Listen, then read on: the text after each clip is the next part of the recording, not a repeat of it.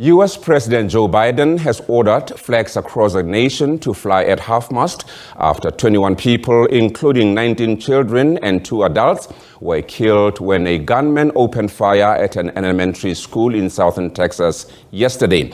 The latest gun massacre in the United States comes just 10 days after 10 people were killed in Buffalo, New York, in what authorities there are investigating as a hate crime. Texas Governor Gregg Abbott called the shooting horrific and incomprehensible.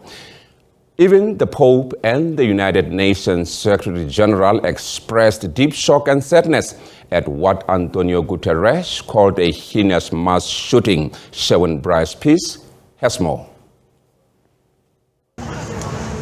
The gunman has been identified as 18-year-old Salvador Ramos, and authorities believe the deceased suspect acted alone. Reports suggest he used a rifle and a handgun, with this Texas massacre the latest in a series of mass shootings targeting schools. President Biden speaking last night in somber tones. As a nation, we have to ask, when in God's name are we going to stand up to the gun lobby? When in God's name we do what we all know in our gut needs to be done?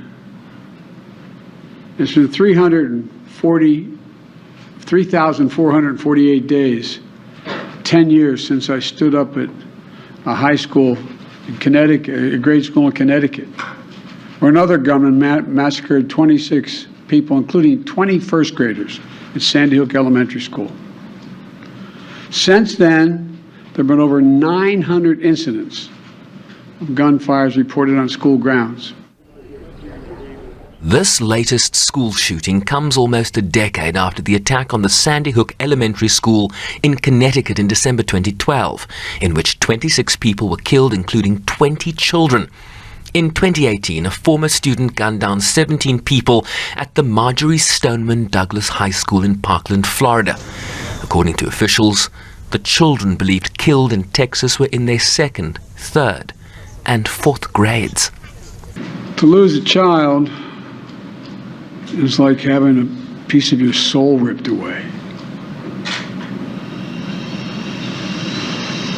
There's a hollowness in your chest. You feel like you're being sucked into it and never going to be able to get out. It's suffocating. And it's never quite the same. It's a feeling shared by the siblings and the grandparents and the family members and the community that's left behind. The shooter was killed by police responding to the scene after he had earlier shot his grandmother, who is recovering in hospital, before going to the school, as investigators work to piece together the details that led to this latest gun horror in America. This emotional Democratic lawmaker taking to the Senate floor to implore his Republican colleagues to craft legislation to restrict access to guns in the country. What are we doing? Why are you here? If not to solve a problem as existential as this. This isn't inevitable. These kids weren't unlucky. This only happens in this country and nowhere else. Nowhere else do little kids go to school thinking that they might be shot that day. Celebrities and sports personalities expressing outrage. When are we going to do something? I'm tired. I'm so tired of getting up here and offering condolences to the devastated families that are out there. I'm so tired of the, I'm tired of the moments of silence. Enough. Mass shootings in America have frequently led to public protests and calls for stricter background checks on gun sales and other firearm controls common in other countries. But such measures have repeatedly failed in the face of strong Republican-led opposition. The ages of the children killed range from 7 to 10. A surreal, unbelievable, and devastating moment for their parents and their families. Sherwin BrycePease, SABC News, New York. For more, SABC News Correspondent in New York, Sherwin Bryce-Pease, joins us. Sherwin, welcome. It has been rather... Hi, Musi. Good to be with you. It's been rather difficult to establish motive hours after the killing itself, as opposed to other killings that took place, the recent one being Buffalo. What do we know now to be the motive? Do we have any news coming in? Yeah, officials down in Uvalde, Texas, which is about 130 kilometers from the biggest center of San Antonio in the sort of southwest of Texas, which is one of the largest states in the United States, a community of just 15,000, Musi, really struggling to come to terms with what has transpired over the last 24 hours, and unfortunately now having a similar experience to so many communities around this country that have experienced mass shootings. And as you correctly point out, the most recent one, of course, in Buffalo, in upstate New York, where I am, just 11 days ago. And many community members and certainly Americans around this country with questions as to why this 18-year-old gunman identified as Salvatore Ramos, why he picked up a long gun and began his shooting spree with shooting his grandmother in the face before jumping in his pickup truck, driving this truck. We don't understand if he knew where he was going at the time, driving this truck into a ditch. We don't understand if this was intentional or if it was an accident. This ditch was near this elementary school, so we don't know if he then picked up this gun as an incidental issue being parked outside the school and then running inside, where he mowed down these 21 people, including 19 children, grade 3, grade 4, grade 5, kids between the ages, Musi, of 7 and 10 here. Officials, including Governor Gregg Abbott, speaking about what they know at this point. And still, of course, trying to determine what the motive might have been. This was him speaking a short time ago. Let's listen. The gunman was 18 years old and reportedly a high school dropout. Reportedly, there has been no criminal history identified yet. He may have had a juvenile record, but that is yet to be determined. There was no known mental health history of the gunman. He used one weapon, which was an AR-15, using 223 rounds. There was no meaningful forewarning of this crime, other than what I'm about to tell you.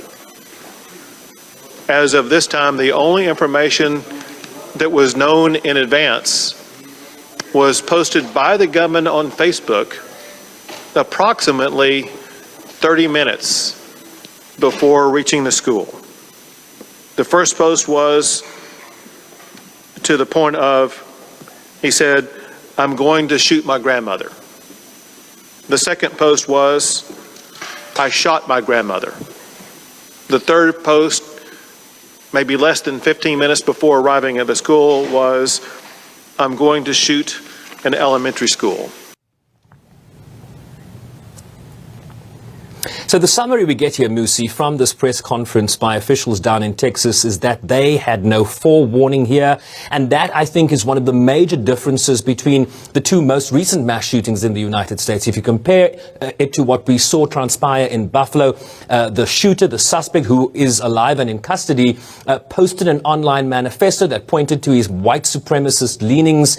He had mapped out the supermarket where he was going to launch this attack. He was targeting specifically a predominantly black neighborhood in Buffalo, which was the blackest neighborhood, if you will, in the vicinity where he was raised in upstate New York. And so, based on his online postings, police and authorities, the FBI, are able to piece together a scenario as to why he committed that crime in Buffalo. We don't have that kind of information yet in terms of why this 18-year-old acted the way he did.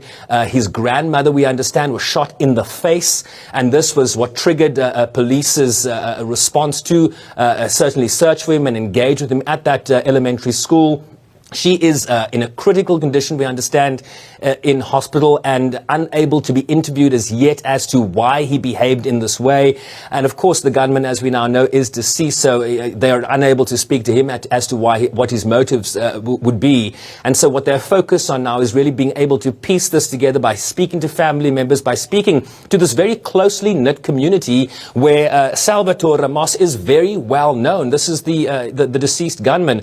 And so really trying to piece together bit by bit why he acted in this way. But two very different scenarios playing themselves out here in the United States, the one in Texas, and of course, the breadth and depth of information authorities are able to engage with in the case in Buffalo that happened, of course, 11 days ago. Tragic indeed. Sherwin, with this unfolding, we understand that the Texas governor's press conference was interrupted by a Democrat who is running in the midterm elections to replace him, Beto O'Rourke, that is. How did this play out? Yeah, you'll remember Beto O'Rourke was a Senate candidate in 2018. He ran a very close race against the incumbent junior senator from Texas, Ted Cruz. Ted Cruz defeating him by about less than 5 points, which in deep red Texas was quite a significant trajectory for a Democratic candidate. He subsequently ran as a Democratic presidential candidate, not getting very far. Of course, the incumbent Joe Biden, of course, winning that nomination and going on to be president. But he's also now running for governor of the state of Texas. He will be running against Gregg Abbott, who we just saw in that clip, in the midterm elections in November this year. And he used the opportunity of this press conference to, in a sense, embarrass the sitting governor for what he believes is the inaction by Republicans in the state when it comes to common sense gun control in the state of Texas. He talked about how the mass shooting in Santa Fe, at a Santa Fe high school, which is a city in Texas, a shooting in May of 2018 where 10 people were killed, including 8 students and 2 teachers. He literally interrupted the press conference to say this. He talked about the time that it was time to act when a mass shooting happened in El Paso, Texas, where Beto O'Rourke is from. That happened in 2019. 23 people were killed and 23 injured. He said, the time to stop the next shooting is now, but you are doing nothing. Of course, speaking to the governor, you say this is not predictable. This is totally predictable, but you choose to do nothing. I am standing up for the children of the state of Texas. Look, this was obviously a political act as well. He is running to lead the state of Texas in November, but also this is a passionate issue for many Democrats in this country and certainly could become a big talking point, much like the abortion restrictions that are likely to come down from the Supreme Court next month. These two issues are likely to feature very prominently now as we head into the midterm elections in November, Musi. And from the figures that are coming in, it has become clear that Texas is in the lead in these incidents. What does that mean about gun culture within that state? Yeah, it's not just Texas. Yeah, we have referred now to a number of examples there, but right, I mean, the state of New York also just had a tragedy where they are very strict gun control. So it's about the traveling of weapons across state borders in the United States. So one state can have very strict gun laws, another state, might have very loose gun control. But these guns, travel across state borders, straight lines, and that's becoming a very big issue. Depending on whether you're running a Democratic state or Republican state in the United States. There is legislation on the books. The House of Representatives, Musi, passed in 2021, March of 2021, 2 bills that sought to impose certain restrictions on the proliferation and access to guns and weapons in the United States. The one bill tightens background check rules to no longer allow a gun sale to proceed if a background check is not completed within 3 days. So essentially the law as it stands says that if after 3 days the background check is not completed, that gun sale can then proceed. What the legislation does is to extend that waiting period for 20 days. So essentially for 3 weeks before you can, get your hands on a gun. The second bill closes what is known as the gun show loophole. Essentially, purchases of weapons at gun shows or in private sales, whether online or otherwise, are able to purchase these weapons without completing a background check. So what the gun show loophole does is it basically demands that a background check happen no matter where you purchase your gun. So whether it's at a gun fair, gun show, or online, or in a private sale, a background check becomes mandatory. That has passed the Democratic-led House of Representatives.